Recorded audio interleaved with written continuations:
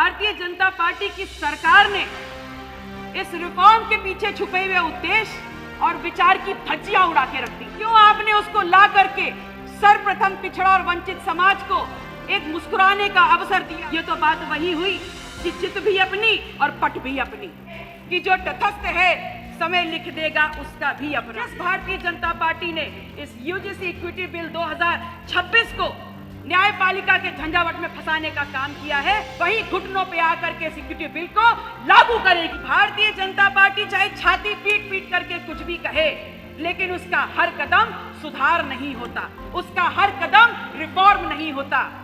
महामहिम राज्यपाल के अभिभाषण पर परम आदरणीय शिवपाल सिंह यादव जी के संशोधन प्रस्ताव पर बल देते हुए मैं अपनी बात को शुरुआत करती हूँ।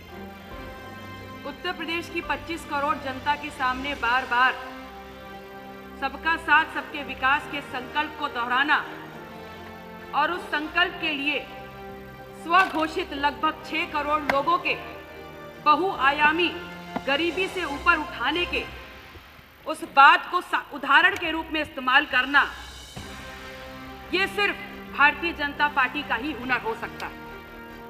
माननीय अध्यक्ष जी, आपके मार्फत मैं भारतीय जनता पार्टी से ये पूछना चाहती हूँ कि आपकी दृष्टि में बदलाव, सुधार, विकास और रिफॉर्म की परिभाषा क्या है? क्या रिफॉर्म आपकी परिभाषा में सिर्फ दिखने वाले चुनावी आंकड़ों तक सीमित है, या आपके साथ आपकी सरकार के विभाग द्वारा आपके समर्थन में जुटाए गए आंकड़ों तक सीमित है? सत्ता प्राप्ति तक सीमित है या सत्ता में बने रहने तक सीमित है?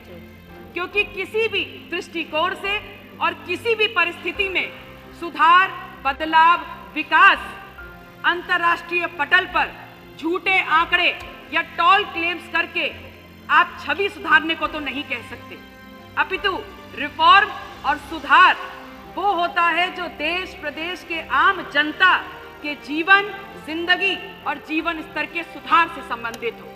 इसी चश्मे से मैंने महामहिम राज्यपाल के अभिभाषण को पढ़ा और उसके दौरान मैंने बड़े बड़े अक्षरों में लिखे हुआ पाया कि 41,424 होम गार्ड के रिक्त पदों के लिए आपने एनरोलमेंट की प्रक्रिया शुरू की।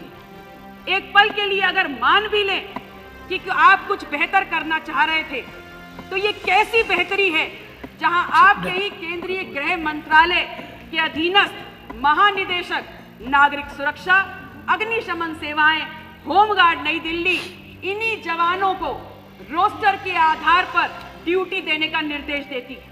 इस बात को, इस फैक्ट को भली भांति जानते हुए कि अगर रोस्टर पे ड्यूटी आवंटन होगा तो उनके मानदेय में उनके डिप्रेशन आ जाएगा। इस बात को समझते हुए कि उनको एक आर्थिक संकट का सामना करना पड़ेगा, लेकिन उसके बाद भी बड़ी बेशर्मी का लबादा ओढ़ते हुए बड़ी सहजता से इसको भी सुधार के रूप में अभिभाषण में वर्णित किया गया है। माननीय अध्यक्ष महोदय, जिस बदलाव, जिस सुधार और जिस रिफॉर्म की बात हम कर रहे हैं, उसका उद्देश्य है न्याय, समानता और दक्षता। और भारतीय जनता पार्टी की सरकार ने इस रिफॉर्म के पीछे छुपे हुए उद्देश्य और विचार की धज्जियां उड़ा के रख दी। ऐसा हम इसलिए कह रहे हैं, अगर ऐसा नहीं किया तो फिर क्या कारण था कि इस देश के उच्च शिक्षा संस्थानों में समानता के भाव को उजागर करने के लिए जिस यूजीसी इक्विटी रेगुलेशन 2026 को संसदीय समिति के संस्तुति के बाद और कोर्ट के निर्देशानुसार पे यूजीसी बिल ने सामने लाया, क्यों आपने उसको ला करके सर्वप्रथम पिछड़ा और वंचित समाज को एक मुस्कुराने का अवसर दिया और उसके बाद सोची समझी रणनीति के तहत आपने सड़कों पे तनाव करने का काम किया और उसके बाद उसको न्यायपालिका के पेचीदा घुमाव बे में आपने फंसाने का काम किया। क्या मिला आपको ये करके?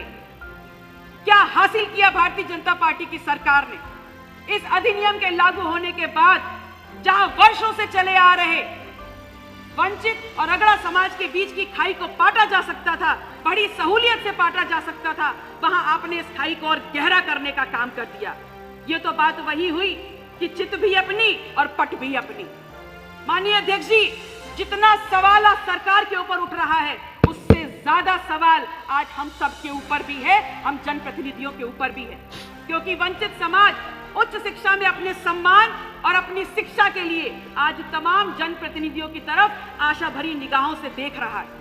और बड़ी विनम्रता के साथ ये कहना चाहेंगे कि ये हम सब की जिम्मेदारी है कि दलगत राजनीति से ऊपर उठ करके इस विषय पर चर्चा करी जाए और आगे बढ़ के बात की जाए।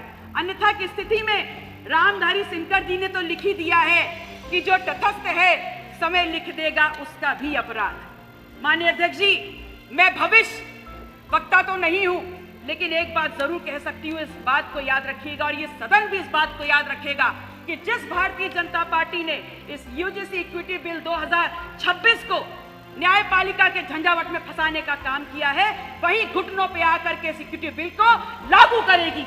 और ऐसा इसलिए कह रहे हैं कि भारतीय जनता पार्टी की सरकार के लिए उनकी सोच में सत्ता कायम करना, सत्ता में रहना ही सबसे बड़ा सिद्धांत है।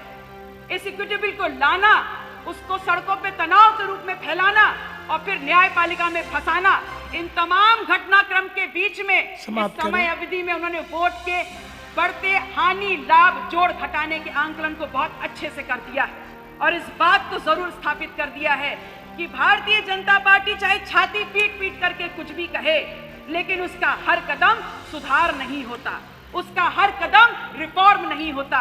और इस बात को भी पुख्ता कर दिया है कि इस देश के किसी भी कोने में होने वाला बदलाव सिर्फ भारतीय जनता पार्टी तक सीमित नहीं है और उनकी सोच तक बंधा नहीं हुआ है।